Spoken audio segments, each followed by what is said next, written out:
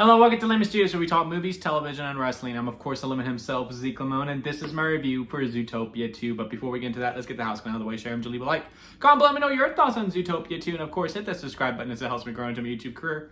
I would greatly appreciate it. Now, all of that out of the way, let's get into it, shall we? So, was really looking forward to this one. I enjoyed the first Zootopia quite a bit. I thought, it over-proceeded expectations quite a bit. And I thought, going into a sequel, I was like, yeah, there's a lot of opportunities here. Hell, I think, honestly, with Zootopia can be Disney's like Fast and the Furious. You could just keep ranking these out. All you need is a brand new case, and you need Judy and Nick together, and you're going to have a fun time at the theater. And overall, when I went into the movie and I watched it, I had a really good time. I was thoroughly entertained throughout all of the animal puns throughout the film. A lot of them got good laughs out of me. There were also good callbacks to other Disney movies as well. There is one that I don't know if it's a jab because it's from a Pixar film, and Disney Animation and Pixar are different studios at the end of the day. And I don't know if they were doing a slight jab at them. But when that joke happened, and if you've seen the movie, you know exactly which joke I'm talking about. I don't think I have ever busted out laughing that hard in a theater since maybe The Naked Gun, to be completely honest with you. And also there were some good movie posters that had like some fun animal twist on it. That was also very good too. When it comes to the acting, you know how it's going to go. Or the voice acting, I should say. Judy and Nick do a very great job. Patrick Bateman and I do not remember the girl who plays Judy, it is her franchise at the end of the day. They have very great chemistry together. I'm not sure if they record together, but if they are recorded separate, the way that they bounce off of each other, you would think they were in the booth together. That's how good of a chemistry that they have within each other. All the characters in here do a great job with their voice acting. John Hukoi does a good job as the snake in this film. The only criticisms I have when it comes to this film, because overall it's a good time, I would say if you want to go to the theater, head out to the theater. And I think, you're going to enjoy yourself. You're not going to regret spending the money whatsoever.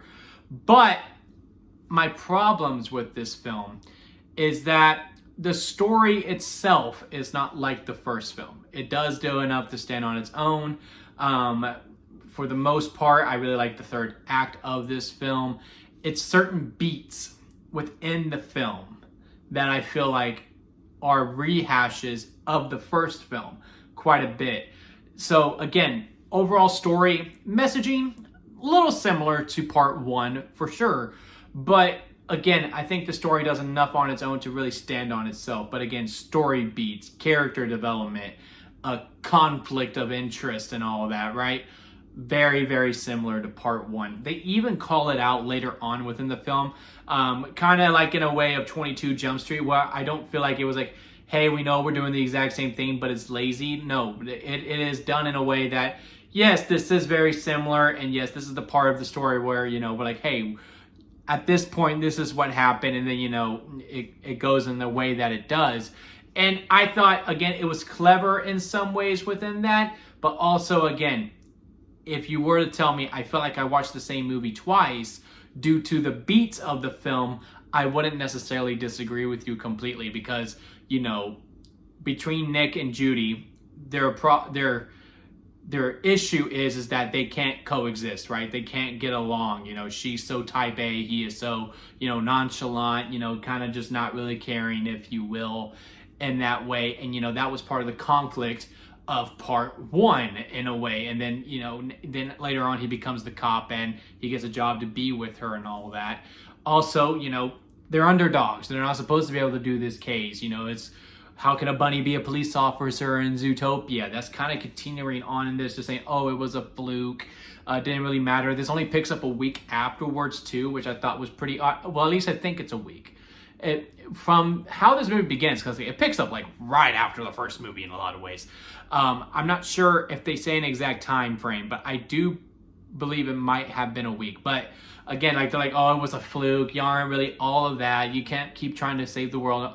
world, make everything such a big thing. Sometimes it is just a simple case within it. Again, kind of a rehash of part one. And again, some of the twists and the turns, even up to the plot twist in a lot of ways, it is very reminiscent of part one. So, you know, you could say, yeah, I already have this movie and it's at home. It's just with the different characters and some different executions within it. But when it comes to the certain beats, it is exactly the same. But again, while I was in that theater, I was having a good time. I was thoroughly entertained. I thought the animation was very beautifully done. I thought some of the cinematography was really good. A lot of the jokes were really good, especially when it comes to the animal puns. Even some of the dynamics. I actually really liked the new characters that they presented within the film.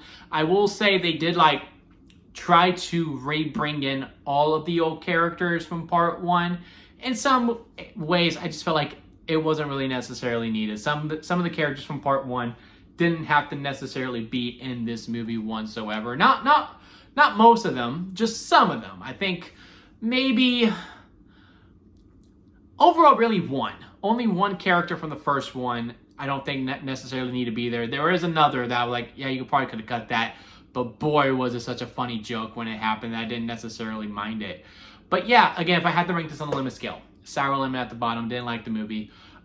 Expired store-bought lemonade, a lot of bad, but hey, there is some good there. Store-bought lemonade, good, but hey, there is bad. Lemonade, it's a movie, you know, take it or leave it. Freshly squeezed lemonade, very good, minor problems with the film. And then strawberry lemonade at the very top, because that's the best kind of lemonade.